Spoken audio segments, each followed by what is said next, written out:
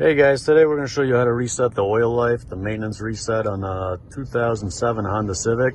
It's the same thing from 2006 all the way up to 2011, I believe. So what we're going to do is we're going to use these buttons here, up, down, middle one is enter. So when we go up on the screen here, that's where we're going to see everything. First, we want to hit the menu button on the steering wheel. And you can see up there we get to that menu.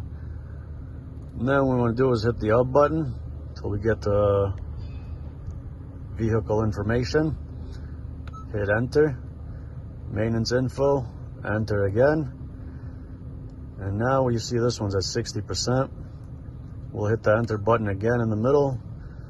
Would you like to reset the maintenance information? Scroll down to yes, hit enter again. And it'll tell us our maintenance has been reset, and you see that 100%. So that's how you reset the oil life on a Honda Civic from 2006 to 2011. Thank you guys for watching.